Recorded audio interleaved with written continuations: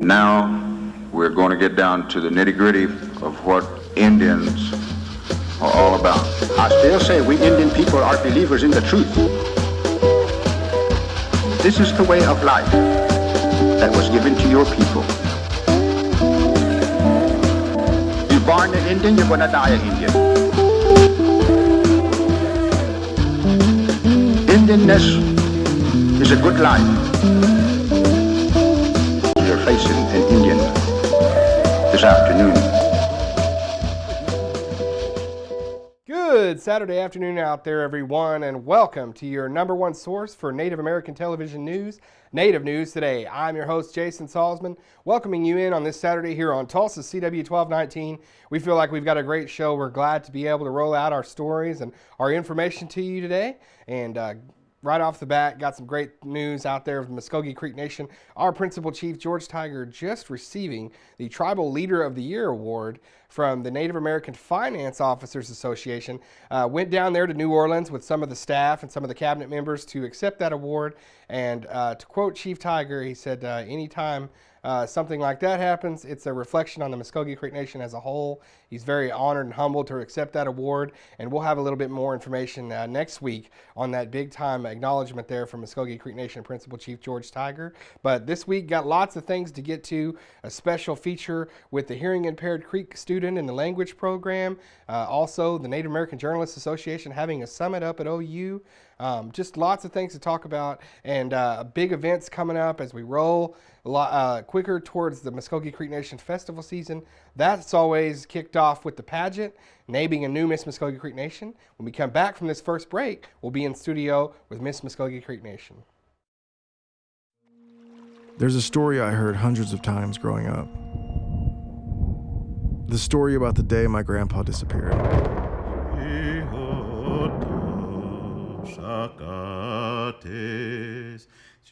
I grew up in a world of songs. I always think of the songs really being the spirit of something. There's a story. They are the same songs our ancestors sang on the Trail of Tears. They carry the grief, but they also carry this great love that works the same way at death.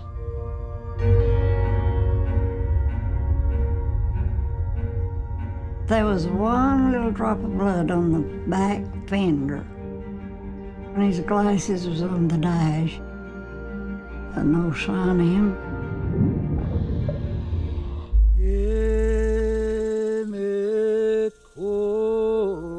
As they searched, you could hear these songs echo through the forest. I didn't realize what that would lead me to. A whole rich story of American music history that had never been told. What would you say is the first American music?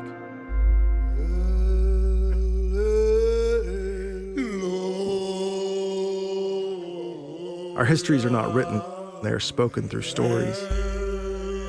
They are told through our songs. I want to talk to that man, but he's gone. He's gone somewhere.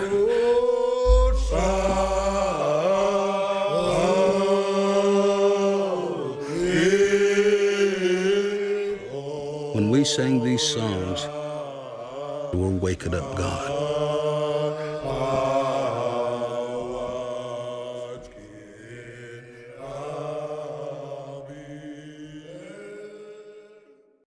For 3 years, kids have been asking their parents, what is that hill on the river going to be? What answer did you give?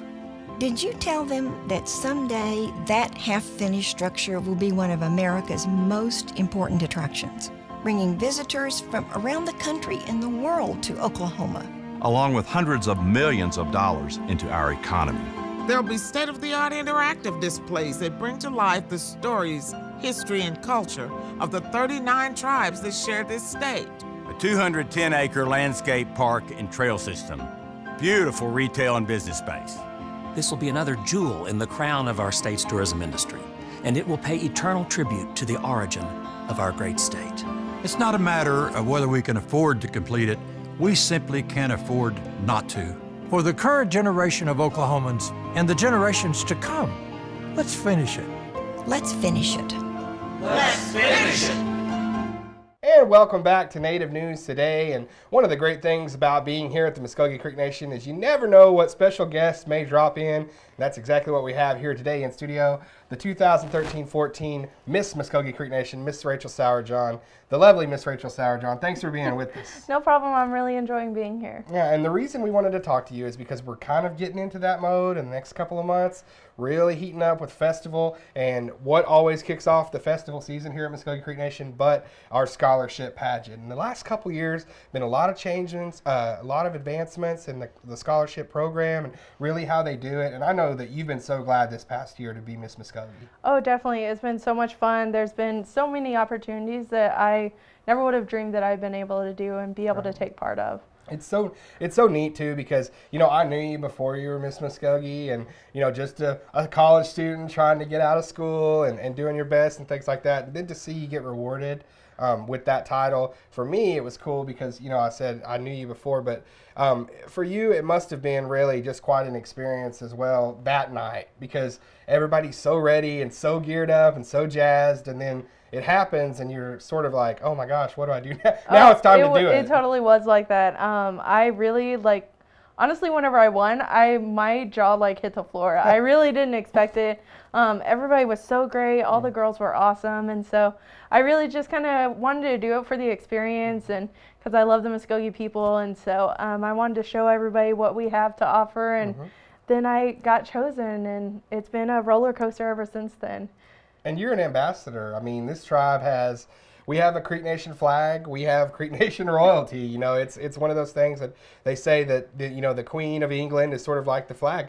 That's exactly the same thing with our Muskogee Creek Nation royalty because you guys throughout the year are on almost this tour of you're hitting all these spots and things, but they want you at those events because you represent this whole tribe. Oh yeah, definitely. That's probably been my favorite part is getting to talk to people and let people know about the Muskogee Creek Nation and really get to talk to the citizens and be at these events supporting all of our departments.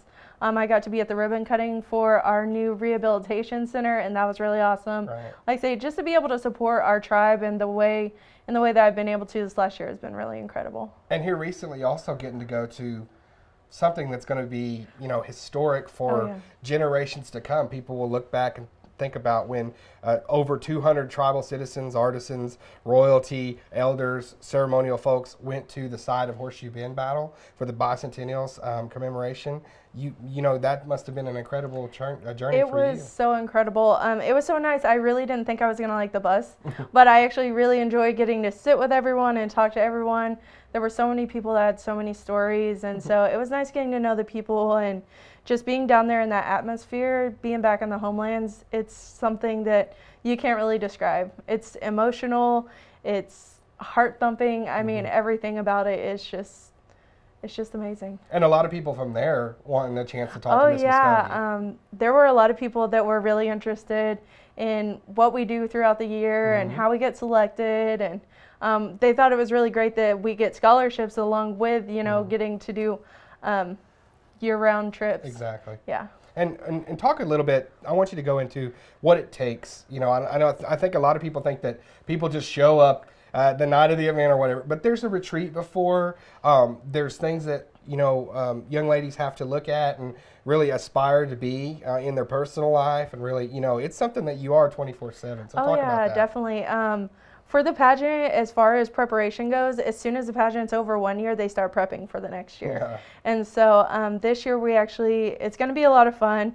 One of the things that I really enjoyed about the royalty retreat last year is that it kind of gave the applicants a chance to get to know what was going to happen throughout the pageant and throughout the year. And so we're doing that again this year. And so get to talk about what it means to really be an ambassador and to be in front of the people, and, you know, just kind of how you have to behave and do all the different things that you get to do. And so we get to pass that knowledge on as former Miss and Miss Junior Miss. And it's something that not only that you guys, you know, study up on, and you know, culturally sound in every facet, whether it be language or, you know, any of our arts, things like that, but that's something that you guys carry forever. Oh, definitely. You know? For me, some of the tribal presentation that I did, it was something that I already knew, but for some of the girls, it was something that they kind of had to acquire and work on.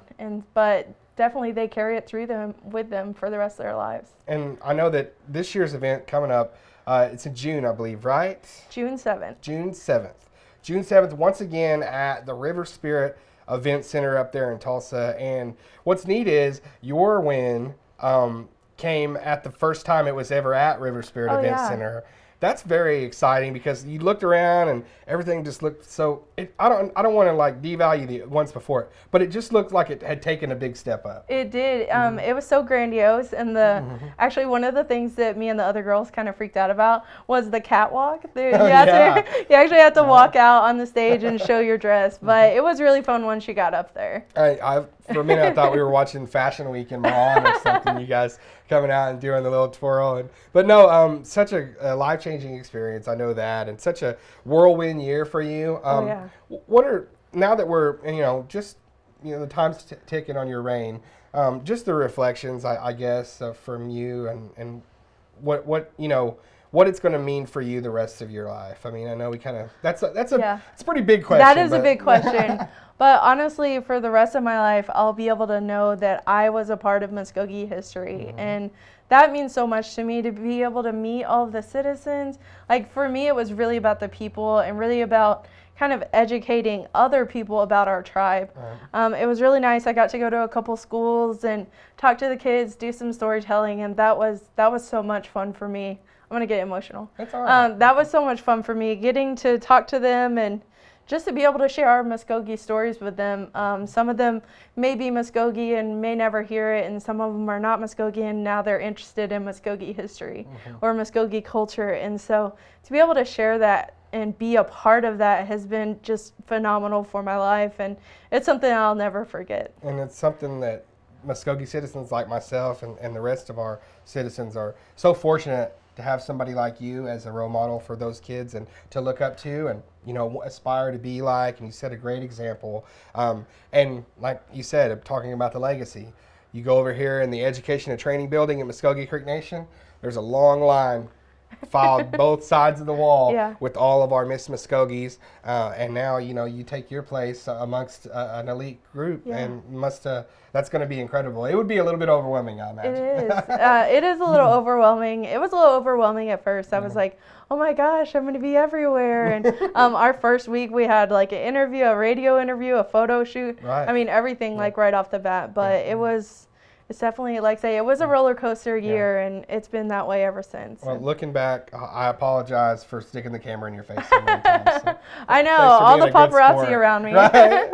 Well, Miss Muscogee Creek Nation, Rachel Sauerjohn, and reminding you folks that June 7th at the River Spirit Event Center, another great pageant, figures to be very, very nice, and you'll be able to see Rachel here pass the torch to somebody else that's going to do a great job, and we'll have somebody to stand behind for the next year. It's a great, great program. Everybody make sure you come out to the pageant. Rachel, thanks for being with us on the program. Yeah, no problem. Today. And if you guys need an application, they're actually on the Muskogee Creek Nation website.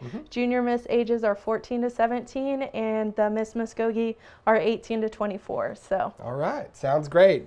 Visit the website, get all the information you need, see those wonderful ladies perform, and have a great night there at River Spirit on June 7th. So we're going to take a break. We'll be right back with the rest of Native News Today. Don't go anywhere. Daniels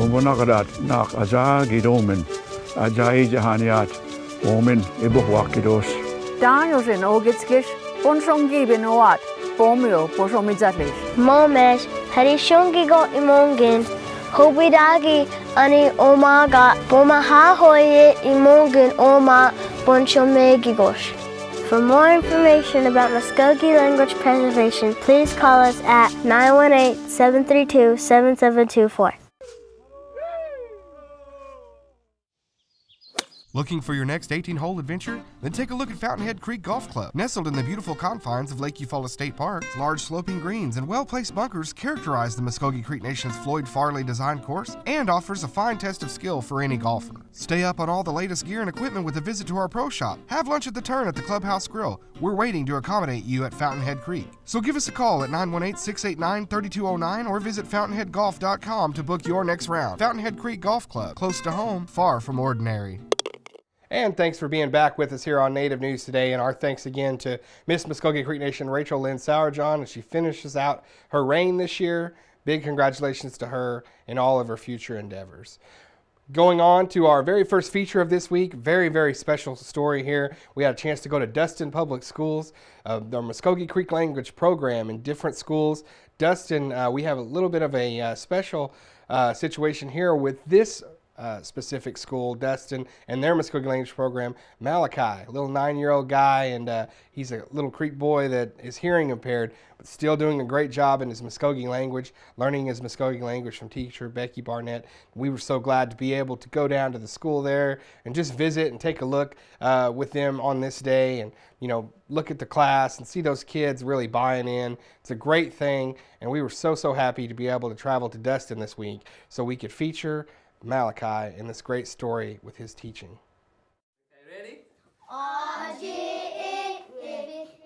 Most students would be hard-pressed not to hear these sounds echoing through the halls at Dustin Public Schools each week.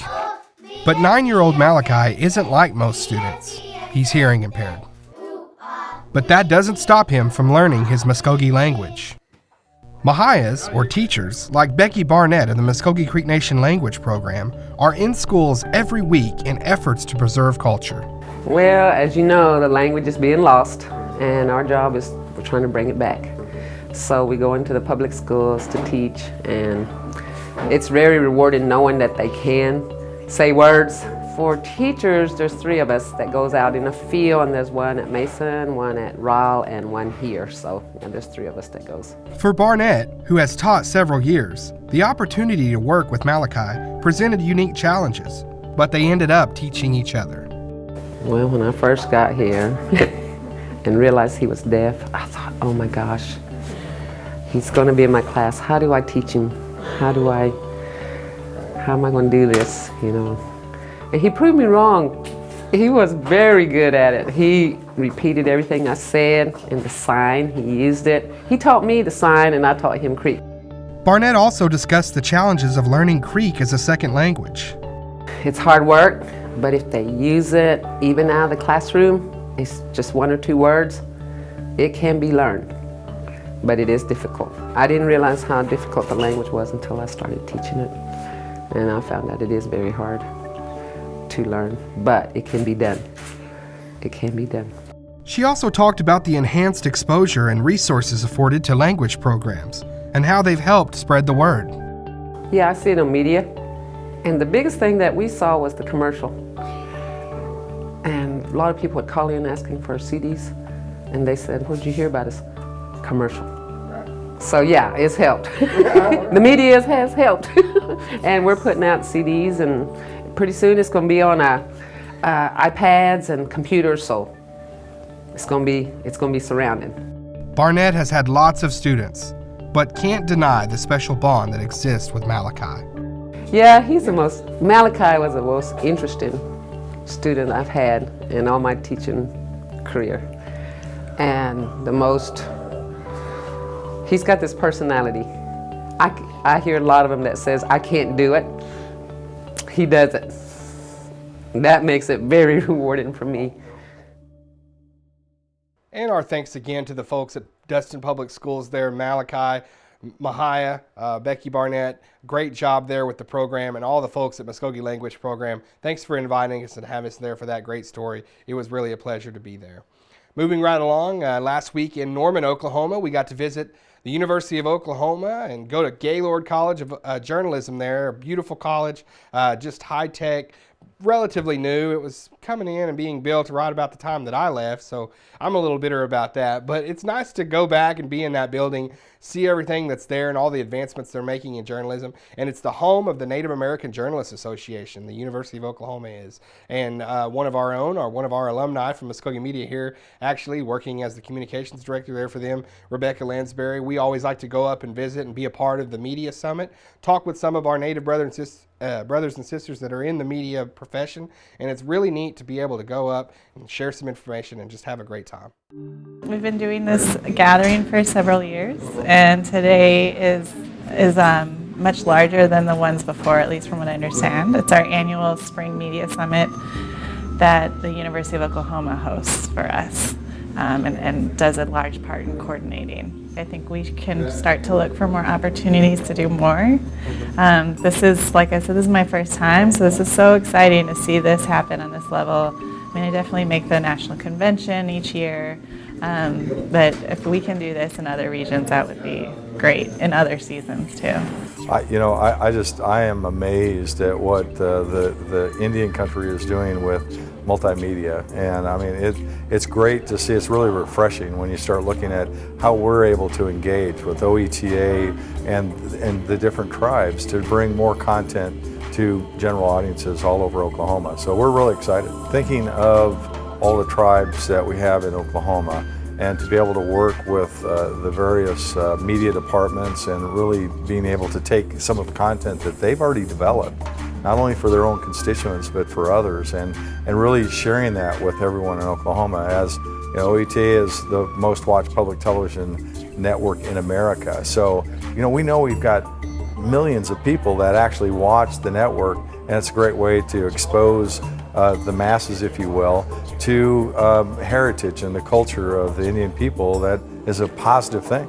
It's really about the partnership and how we can work together. And it's not a one-way street. It's a two-way street, and we all have to, pull together in order to make it a better, I guess, a better service for everyone in Oklahoma. And the partners like Native Public Media and Vision Maker Media and NAJA and the University of Oklahoma have been great to partner with to be able to be here for the summit. We have some added partners this year with OETA, the Tribeca Film Festival, Vision Maker Media, Native Media. So we've really ramped up our efforts, and the conference this year offers 3 concurrent sessions with 3 offerings in each one. And we had Jeffrey Blackwell this morning from the Federal Communications Commission, and it's just the program is just getting higher and higher, and there seems to be greater interest. And one of the things that Mr. Blackwell said this morning was to have economic opportunity, you have to have network opportunity, and that was a quote from Tom Wheeler, the FCC chairman. And I think that really is important, and I think we're starting to see that, and even smaller tribes are realizing that to help their members and to help their own communities, they're going to have to start getting networked and figuring out how to ease the communication wheel. Dean Joe Foote was instrumental in helping with their transition once NAJA decided to make the move from South Dakota to Norman, and I think it's meant a lot to us because it gives a presence on campus, and it says that the work of not only journalists but Native journalists telling the story of the 39 tribes in Oklahoma and around the United States and elsewhere is really important, and it's worthy of being preserved, and it's as Mr. Blackwell said this morning, from the FCC, that Native culture is really intertwined with the rest of our culture. It's with our religion, it's with our politics, it's with our land rights, our laws, everything. And in Oklahoma, I think we sometimes take it for granted how much when I say I'm a native Oklahoman, I'm technically not a native Oklahoman, but that is part of my heritage, and I think we all kind of embrace that. It's hugely important for the University of Oklahoma. I mean, if it's not here, where else would it be? And I want to thank the University of Oklahoma again. What a great host they are of the NAJA Media Summit, and I can't wait for the NAJA conference later on this year out in Santa Clara. It's going to be a great time as well. Moving on, another big event this past week up in Washington, D.C. I know a lot of people out there remember when we had Muskogee Adulwa celebration in Washington, D.C. at the National Museum of the American Indian. this last week they had Cherokee Nation Days up at the NMAI there on the National Mall in Washington, D.C. Cherokee Principal Chief Bill John Baker, lots of folks from the Cherokee tribe, artisans, as you said, ceremonial people, just as the Muskogee Creek Nation sent out for our big event about a year and a half ago. So it's a very big thing there at the National Museum. Cherokee Days going on, lots of people out, and we were so fortunate to be able to get this footage from our Cherokee Nation colleagues and their media department. We wanted to be able to share the story with you folks today. We're here in Washington, D.C., in the shadow of our nation's capital. It's really a celebration of the tenacity and the never give up attitude that our ancestors had, that they have passed on as a legacy buried in the DNA of every Cherokee, that they can be proud of their ancestors. Today I am representing the traditional customs and culture of the Cherokee people, along with 7 other Cherokee traditional Native American Cherokee national treasures. The traditional customs of our people that are passed down, that represent who we are, our language, our crafts, the living essence of the Cherokee culture. It's a really great honor that we have been taught from childhood and raised in the old traditional customs of the Cherokee people to be here in modern Washington, D.C. to promote the beauty of the Cherokee heritage. When I took an oath of office, part of my oath of office was to promote and carry on the culture, the heritage, the history, the language of the Cherokee people. And what better platform than right here in our nation's capital to tell our story about not only those trials and tribulations, but the survival of the Cherokee people.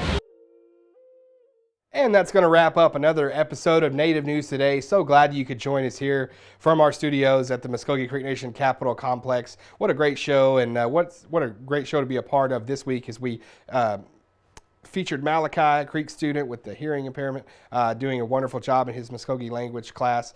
Visited Cherokee Days there at the National Museum of the American Indian, and also the Naja Summit in Norman, and Native American journalists getting together. Very, very neat deal. And also want to thank, again, Miss Muscogee Creek Nation, Rachel Sauer-John, for stopping in and chatting with me in studio.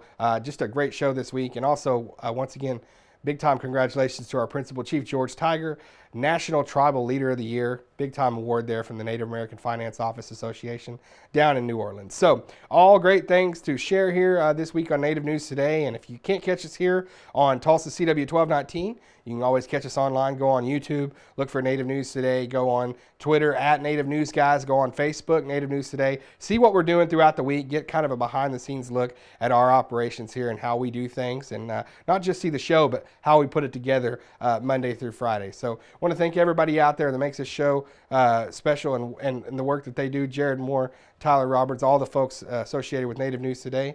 You folks have a great week, and we'll see you next time.